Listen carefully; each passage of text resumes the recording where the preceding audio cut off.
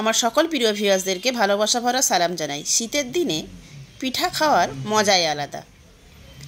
আজকে আপনাদের সঙ্গে শেয়ার করব শুকনো চালের গুঁড়ো দিয়ে ছিটা রুটি বা ছিটা পিঠার রেসিপি। বিভিন্ন রকমের রুটি পিঠার মধ্যে ছিটা পিঠা বানানো সবথেকে সহজ বলে আমার মনে হয়। ছিটা দেওয়ার ঝামেলা ছাড়াই খুব অল্প সময়ের মধ্যেই ঝটপট ছিটা রুটি বানিয়ে নিয়েছি। একবার দেখে নিলেই যে কেউ খুব সহজেই বানিয়ে নিতে পারবে। আজকের ভিডিওটি ভালো লাগলে লাইক ও শেয়ার অবশ্যই করবেন। নতুন বন্ধু হলে সাবস্ক্রাইব করার অনুরোধ রইল। তাহলে আসুন এই সহজ রেসিপিটি দেখে নেওয়া যাক। প্রথমেই একটা বোলের মধ্যে এই ছোট বাটি মেপে আমি 2 বাটি শুকনো আতপ চালের গুঁড়ো নিয়ে নেব।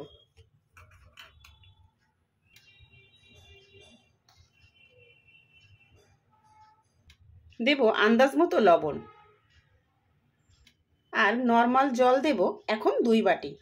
যে বাটি মেপে আতপ চালের গুঁড়ো নিয়েছি সেই একই বাটি মেপে 2 বাটি প্রথমে জল দেব, তারপর আবার আমি পরে দেব।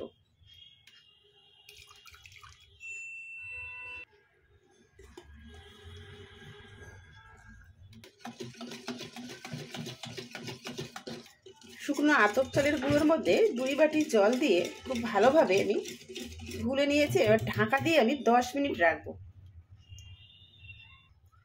ফিরে এসেছি 10 মিনিট পর।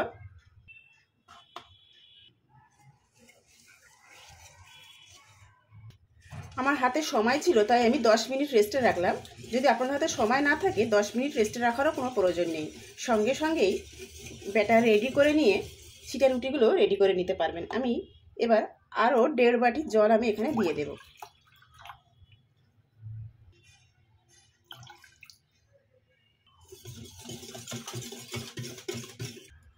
প্রথমে আমি এই বাটি মেপে 2 বাটি শুকনো আতপ চালের গুঁড়ো নিয়েছিলাম, আর এই একই বাটি মেপেই আমি 3.5 বাটি নর্মাল জল দিয়ে ছিটা রুটি বা ছিটা পিঠার গোলাটা আমি রেডি করে নিয়েছি।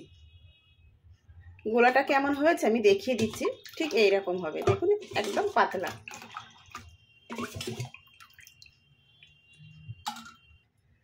একটা ছোট বোল নিয়েছি, আমি বোলের মধ্যে কিছুটা গোলা আমি উঠিয়ে নেব।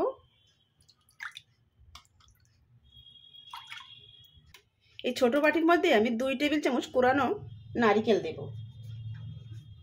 সবগুলোর মধ্যে কোরানো নারকেল দেব না, কারণ সবাই তো আর নারকেল পছন্দ করে না, ওই জন্য এটাকে গুলে রাখবো। আমি কিছুটা করব এই কোরানো নারকেল দিয়ে, আর কিছুটা করব একদম নারকেল ছাড়া।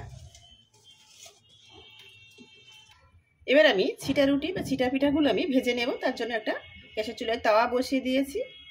তাওয়া গরম হয়ে এসছে। তাওয়ার মধ্যে অল্প একটু সাদা তেল আমি ব্রাশ করে দেব। অয়েল ব্রাশ করে নিয়েছি। প্রথমেই নারকেল ছাড়া যে গোলাটা রেডি করেছিলাম সেটা দিয়ে দেব। কিছুটা নেব, দিয়ে দেব। প্রত্যেকবার এইভাবে একটু নেড়ে নিয়ে তারপর কিন্তু দিতে হবে। 2 হাতা মতো গোলা নিয়ে আমি এইভাবে দিয়ে দিতে হবে। সঙ্গে সঙ্গে একটু হাত দিয়ে এভাবে একটু ঘুরিয়ে ঘুরিয়ে দিতে হবে। গ্যাসের ফ্লেম মিডিয়াম হাইয়ের মাঝামাঝি রেখেই ছিটা রুটিগুলো ভেজে নিতে হবে। দেওয়ার পর 2 থেকে 2.5 মিনিট অপেক্ষা করার পর দেখবেন যে এই সাইডগুলো ছেড়ে ছেড়ে আসছেন। দেখুন, এবার এইভাবে আস্তে আস্তে উঠিয়ে নিতে হবে। খুব সুন্দরভাবে ইজিলি উঠে আসছে।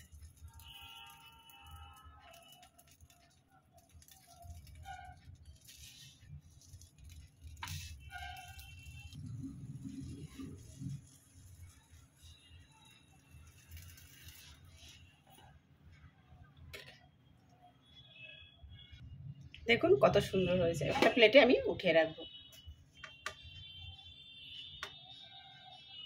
তাওয়াটা একবার মুছে পরিষ্কার করে নিয়ে আবার একবার অয়েল ব্রাশ করে দেব।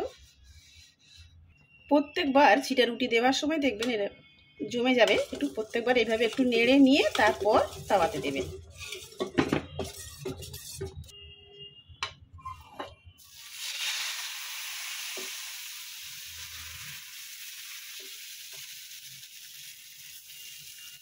এভাবে একটু ঘুরিয়ে দেবেন, খুবই সহজ। প্রায় 2 থেকে 2.5 মিনিট পর দেখুন সাইডগুলো ছেড়ে আসছে। উঠিয়ে দেবে, ইজিলি উঠে আসছে। দেখিয়ে দিচ্ছি, দেখুন এভাবে একটু মুড়ে নিয়ে আমি উঠিয়ে নেব। চাইলে গোটাও উঠিয়ে নিতে পারেন প্লেটে।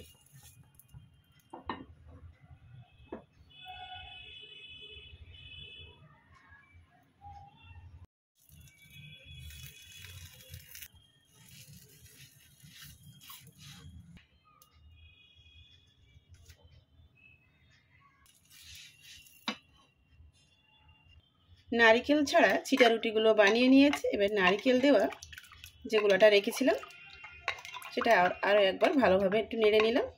সেখান থেকে কিছুটা গরম তাওয়ার মধ্যেই অয়েল ব্রাশ করে নিয়েছি, দিয়ে দেবো। একই রকমভাবে আমি ভেজে নিতে হবে।